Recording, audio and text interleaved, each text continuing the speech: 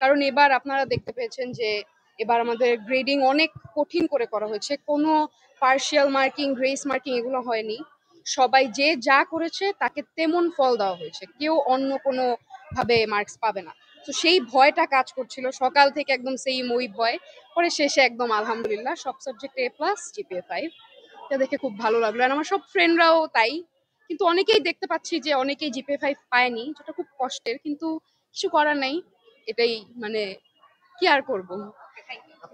আপনাদের যে ছোট যে ব্যাচ যারা হ্যাঁ, আছে, পরবর্তীতে যারা এক্সাম দিবে, তাদের জন্য আপনারা কি বার্তা দিতে চান? দিতে চাই যেটা, সেটা হচ্ছে ওদের পড়তে হবে। There is no other option. ওদের পুরা একদম ফার্স্ট ইয়ার থেকে কনসিস্টেন্টলি ওদের পড়ালেখাটা করতে হবে। ওরা কখনো ডিমোটিভেট হতে পারবে না। ওদের নিজেদের প্রতি কনফিডেন্স থাকতে হবে এবং পড়তে হবে একদম। এটা ছাড়া আর কোনো অপশন নাই। এটাই মেইন। এবারের পরীক্ষা আপনার কাছে কেমন লেগেছে? খুবই কঠিন, খুবই কঠিন লেগেছে। এবারের কোয়েশ্চেন আমাদের অনেক কঠিন করেছে সব সাবজেক্ট, স্পেশালি আইসিটি। এবং আমি যেহেতু কমার্সে, আমাদের ম্যানেজমেন্ট কোয়েশ্চেনও হার্ড হয়েছে, এবং সায়েন্সদের আমি যেটা শুনেছি হায়ার ম্যাথ এবং বায়োলজি ফার্স্ট পেপার, এইগুলো কোয়েশ্চেন খুবই কঠিন হয়েছে।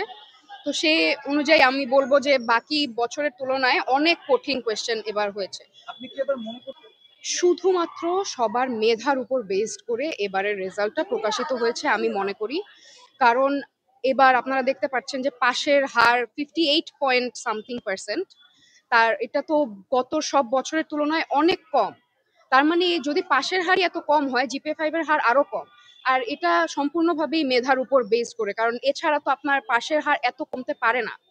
সো আমি মনে করি যেটা সম্পূর্ণভাবে মেধার উপর বেসড করে দিয়েছে, যে যা লিখেছে সব। অতীতে তো পরীক্ষার কাঠামো একটা ছিল, এবার অন্যরকম হচ্ছিল। শিক্ষার্থীদেরকে হঠাৎ করে না জানিয়ে কাঠামোটা চেঞ্জ করার কারণে হ্যাঁ, এটা আসলে আমরা আমরা জানতে পেরেছি যে আমাদের এবারের রেজাল্ট খুব কঠিন করে দেখা হবে, এটা আমরা জানতে পেরেছি এইচএসসি চলাকালীন।